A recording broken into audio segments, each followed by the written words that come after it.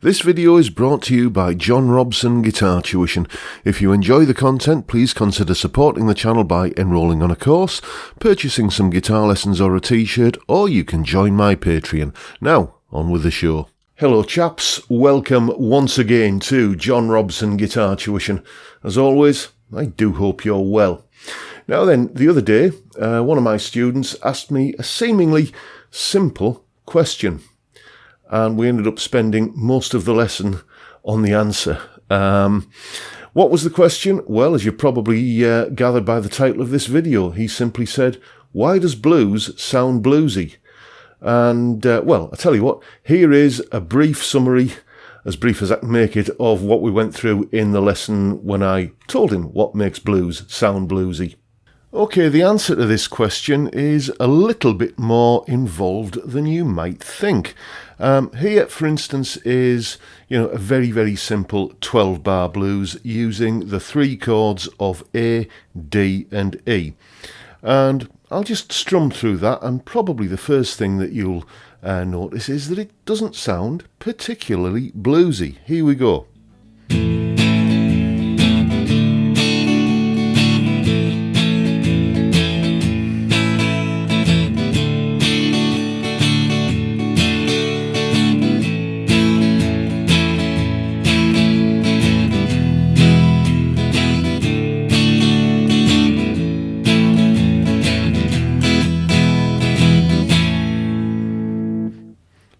Nothing wrong with it. It could easily be a country tune, but it doesn't have that bluesy kind of thing going on. So what is it that we need to do in order to make this blues chord sequence sound bluesy? Well, a very simple little addition to each chord. We simply turn each of those three chords, A major, D major and E major, into seventh chords, dominant seventh chords, to give them their proper title. And suddenly we'll now have something that sounds much bluesier, like this. 2, 3, 4.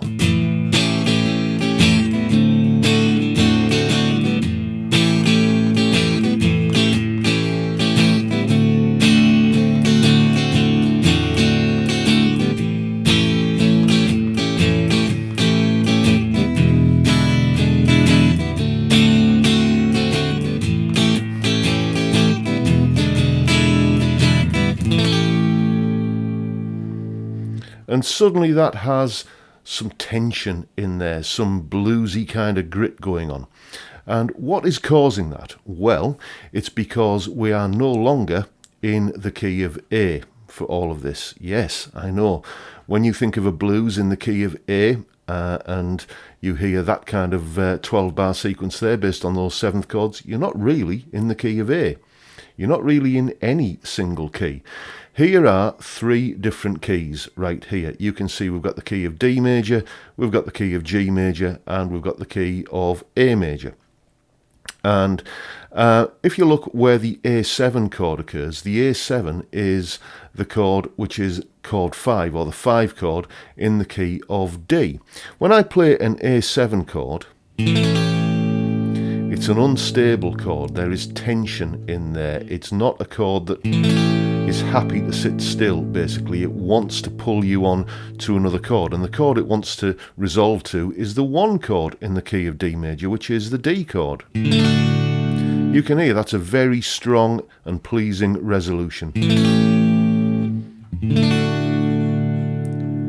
It sounds settled when you get to that D chord.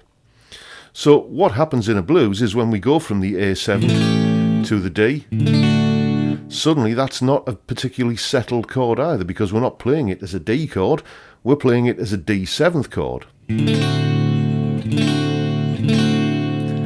And D7, because that comes from the key of G major, wants to resolve to the G major chord. Once again, you'll hear a very strong and pleasing resolution when you go from the D7 to the G chord. And at that point, it sounds resolved and settled. But the thing is, in that 12-bar blues sequence, we never actually land on a G chord. There is no G chord in there, so the tension that is in that D7 chord that head of steam, that pressure that wants to kind of resolve and be released when we reach the G chord, that never occurs. The tension in that chord is never released. Likewise, when we have the E7 chord, which is the 5 chord in the key of A, it's the only chord in the in this 12-bar blues sequence that is actually in the key of A. That wants to resolve to an A major chord. Again, you can hear that strong, pleasing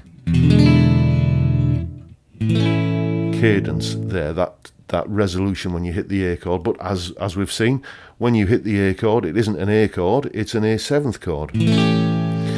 So it's that tension in the chord sequence, that always yearning to kind of land on another chord that's just kind of just over the horizon and you never quite get there, that is a large source of the tension in a blues chord sequence. And if you're playing a 12-bar blues, or playing blues music, or music that you want to make sound bluesy, and no matter how much you try, you just can't quite get that bluesy kind of tension going on, it's probably because you aren't using 7th chords, dominant 7th chords, to give them their full name. So that's the first thing you can do to make it sound bluesy. Now, the other thing that goes a long way to creating bluesy tension in a 12-bar blues sequence is your note choices over the top of the chord sequence. If we're talking pentatonic scales, which is, let's face it, where most blues is kind of centered around, then you've got two choices. You've got the A major pentatonic,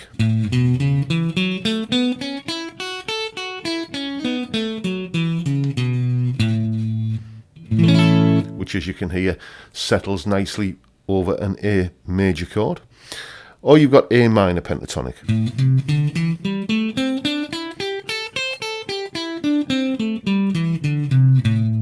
which is the scale you would choose to play over something where there is an A minor tonality, if you like. So what we need to do is we need to look at that A7 chord and say, well, which camp does that belong to? Is it major or is it minor? And if we look at the difference between an A major chord and an A minor chord, you can see there's only one note that changes. This C sharp note is in the A major chord, and this C note is in the A minor chord.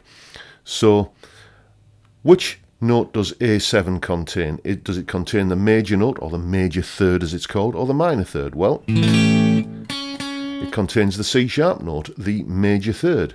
Therefore, you would expect to use the A major pentatonic over as the primary scale over a 12-bar blues centered around that A7 chord. And guess what? When you do that, it doesn't sound bluesy.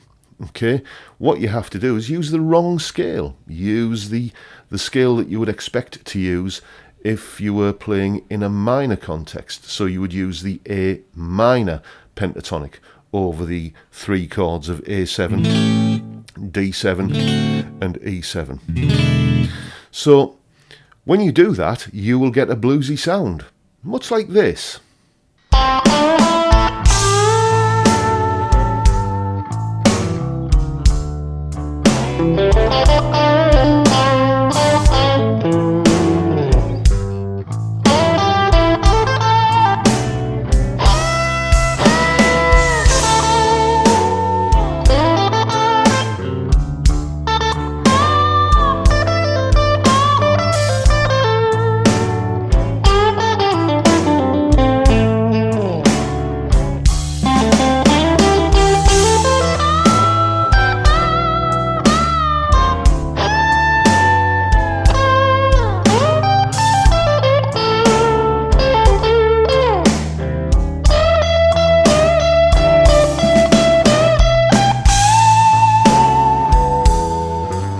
And as you can hear, over those 3 chords, that A minor pentatonic delivers a wonderfully bluesy sound. So, to sum up, what makes blues sound bluesy, it's the fact that you are using 3 chords which all come from different keys and never resolve to any satisfying kind of conclusion, any strong cadence like the A7 wants to go to the D and resolve there, but when we arrive at the D, it's a D7, which again is unresolved and makes you want to kind of go to a G chord. D7 goes to G. We never arrive at the G, and the E7 wants to go to an A chord, but when we arrive at the A chord, that isn't a proper A chord, it's an A7th chord. And which again sets the cycle going round again. You never lose that tension in the chords. This is why, even the slowest of slow blues, if it's played well, never sounds plodding or dirgy, simply because although the momentum isn't there in the tempo to drive it along, there is harmonic momentum dragging it along, because you're always kind of being pushed towards that resolution which never quite arrives, and that is what gives the chord sequence its tension. Can you hear the dog barking in the background there? Then to cap it all, over the top of it, you play the scale that you would use in a minor setting.